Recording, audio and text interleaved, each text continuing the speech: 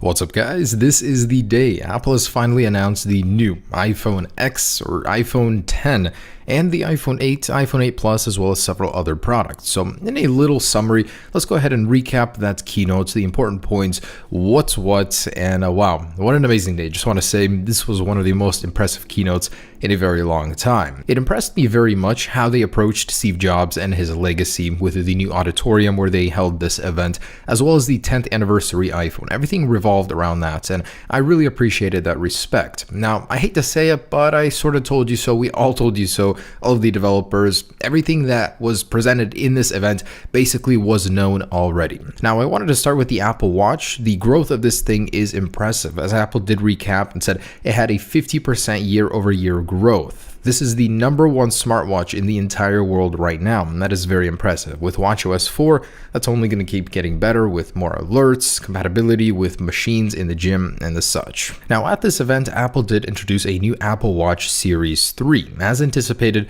the one major change is the adoption of cellular LTE. It's not a massive update, but it will completely change the way you use your Apple Watch, as it no longer requires an iPhone next to it at all times. You can go running without having an iPhone in your pocket. You can go swimming without having an iPhone in your pocket and still do everything your Apple Watch can do while connected, as it now has a connection over cellular LTE. Now, the distinguishing look of the Apple Watch Series 3 is the red filled-in digital crown, as all colors, all models of the Apple Watch Series 3 will have that distinguishing factor, and that basically means it's a cellular Apple Watch. Now, it's pretty cool. The demo which Apple presented, this thing can actually make calls, and Siri will actually now talk to you in real time thanks to a new dual-core processor. That also supports a new W2 chip, which is an even more efficient standard, and it's overall faster as well. It has a new dual-core processor, which puts it at about a 70% increase in speed over the Series 2 currently. As I said, Siri can now talk to you because of that difference in processing power. The Wi-Fi is faster as well, it's more energy efficient, and it's got a new barometric altimeter sensor. So this thing is all around smarter. Now, in order to make the LTE happen, it took some crafty engineering. They actually put the antenna into the display, and this thing is the same thickness as a Series 2 currently. The actual back glass panel did come out 2 sheets of paper thicker, but it's still the same size in general, which is cool with all these changes. It has a new exclusive ceramic gray color matching the old ceramic white color, which is cool, and it does have a new blush gold color in sports as well. There will be 2 distinguishing models, one in cellular and one without if you don't need that feature. You also get the ability to use Apple Music, the entire 40 million song library from your watch, which is really cool. It launches on the 22nd with pre-order starting this Friday the 15th. Apple did also launch a new Apple TV 4K with support for high dynamic range Series 10 and Dolby Vision. Now, it's a very impressive thing to see it in the demo. The colors appeared much more vibrant. You know, seeing the standard 4K next to it, there was a clear distinction there. Images in the dark, definitely you can see more of the light and dark fused together a little bit better, and it's powered with the A10X. It's twice as fast as the old Apple TV with a 4 times increase in GPU performance, and Apple is very proud of that. Highly doubt this is going to be competing with a PS4 or Xbox One anytime soon, but there was a pretty impressive game demo in terms of graphics. You'll be able to watch 4K movies on Netflix starting very soon, as well as on Amazon Prime. In general, pretty cool upgrade to the Apple TV. So next up, the iPhone. Apple had a really cool throwback to the most monumental points in the iPhone. We had Touch ID there, dual sensor camera, the Retina display, stuff like that, before introducing the new iPhone 8. And honestly, I didn't expect this thing to look this good. This one has the new blush gold color that was talked about for the iPhone X, and man, with that mirror finish glass on the front and back, it looks fantastic.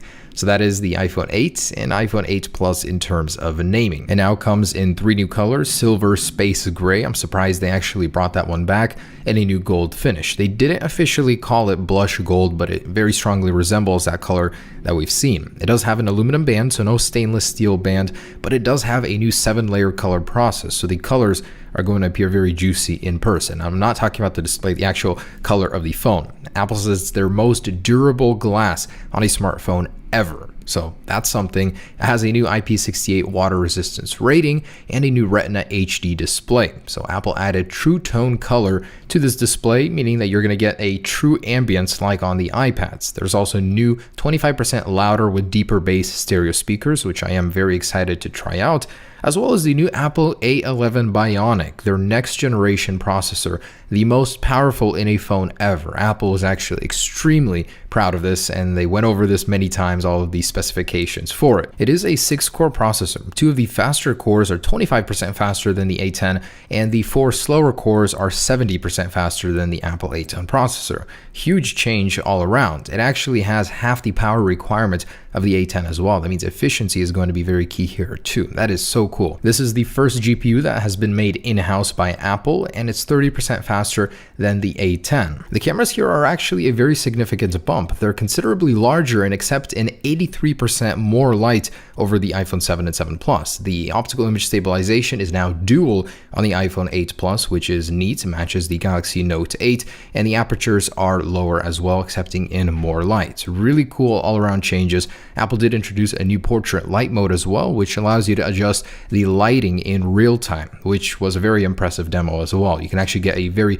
cool looking studio light effects, and even the regular portrait mode is now sharper. It has a little bit better bokeh as well as better details and low lights. So all around great changes to the dual sensor cameras and even on the standard one on the iPhone 8. And Apple is actually very proud of their video capabilities on the iPhone. This is the highest quality video capture ever in a smartphone with a new in-house image signal processor for video. So it scans actively the video and gives you the perfect color and detail. It also is capable of 4K at 60 frames per second with 1080p slow motion now at 240, which is awesome. This thing is also built from the ground up for AR and virtual reality capabilities. That means games, applications such as a Sky Guide will now work in real time, overlaying your true world. So next up, wireless. Now with wireless, Apple did reiterate that they are incorporating this into all of their devices. With LTE Advanced and Bluetooth 5.0, it's very important for them, but wireless charging is even more important, which they're adding to the new iPhone 8 and iPhone 8 Plus with the Qi open window wireless charging standard. That means you're going to be able to charge it with most wireless chargers on the market right now, in your car, at the airport, even at Starbucks. And the wireless charging capability will work with all of these partners. So they did actually say that it will work with most chargers, and their official charger won't be coming out for a while, which I'll mention in just a second. These will also be available to pre-order on Friday the 15th in these configurations, 64 and 256 gigabytes in these 3 colors. All around a great lineup, and release on September 22nd. And it starts at $699 for the 8, $799 for the 8 Plus, which is not a very big bump over the current 7 and 7 Plus, considering all these great new features. And oh man, Apple did fake us out pretty badly. They left the best for last. I was honestly kind of worried that during the keynote, Apple would not mention this product and only do it at a later date. In any case, the iPhone X or iPhone 10 was announced. It's going to take me a little while to get the iPhone X off of my tongue. This thing is truly stunning in the video form. I didn't see it in person, but man, this thing looks like something that could change your life from one glance. You've got a full edge-to-edge, top-to-bottom display with a stainless steel border. This thing blends seamlessly the glass with the metal. This is a culmination of 10 years of design that Apple has learned to put into one product. It truly is incredible the amount of architecture it took to build this thing. And this is a reference to the 10th year iPhone, so this thing is supposed to be the next big thing for the next 10 years, Apple said. The way it works is entirely based on gestures. You swipe up to close an app, swipe up and pause to open up the app switcher, which was a little different from what we heard, but it looks to work quite well. The software side of things, of course, will be much different from standard devices on iOS 11. And as far as wireless charging goes, Apple did actually hint at a new product they're working at where everything can be charged on the same little platter. By the way, the new AirPods 2 are going to be wireless. That's the difference. You get the little LED on the front, and they can be placed on this pad for wireless charging. Now, Apple was extremely proud of their new Face ID unlock system. It is much more secure than Touch ID. It is extremely convenient, very fast, and if you're not looking at the device, if your eyes are closed, it will not unlock the device. It is an instant unlock, even though the Apple had a slight little issue on stage. Their first demo didn't work. They had to get another one.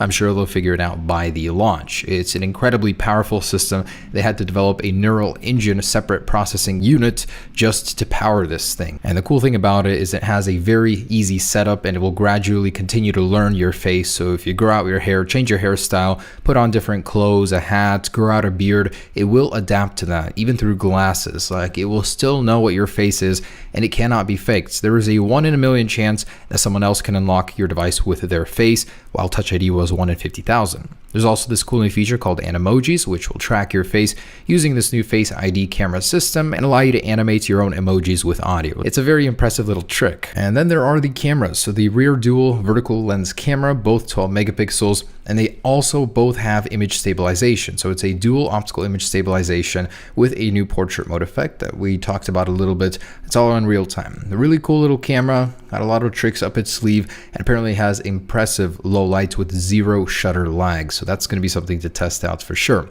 The LED flash is even more powerful now with a 2x flash uniformity. Now the difference between this and iPhone 8 Plus is not that significant. It's the optical image stabilizer and optical zoom, but otherwise they share a lot of features together. So great camera on this guy, very impressive, huge display. The design on this thing is stunning, but a couple more things to mention, and that would be wireless charging. So the wireless charging pad officially from Apple won't be available at first, but next year they will be shipping it. Battery life, they didn't really touch on this for too long, but it will last 2 hours longer than the iPhone 7. No comparison there to the iPhone 7 Plus.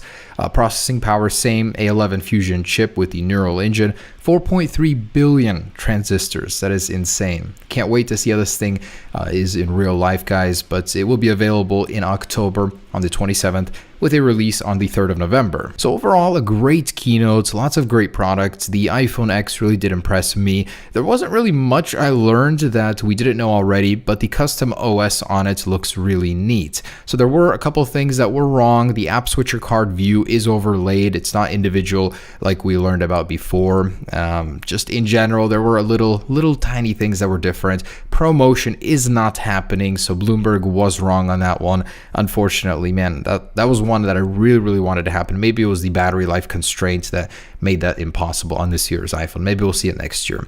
But overall, I'm very glad that it is gesture-based. The OS looks like a lot of fun, very cool to see and use in person. This thing will only come in 64 and 256 gigabyte flavors, which is a departure from what we've heard about it in the rumors, and it will start at $999. And AirPower is the official name of the charging mat that will charge all of your devices at once, coming next year. It is a huge upgrade. Honestly, I think it is a very well-deserved price tag at $999 starting, probably $1,099 for the 256 gigabyte size. But in general, man, very impressive, guys. I cannot wait to use it. October 27th is the date. Start saving money if you haven't already. November 3rd is a street date. There was unfortunately no hint at a blush gold color. Maybe that'll come later, but Apple said nothing about it. So that was something that was slightly wrong from the rumors as well. Thanks for watching, guys. That's everything that happened today. iPhone X, 8 Plus, 8, the Apple TV 4K plus HDR, and the Apple Watch Cellular. I'll have videos on iOS 11 GM here very soon and more to come. Hope you guys enjoyed it. Great update today from Apple. Lots of great products. Can't wait to use them and review them on this channel in person. Peace.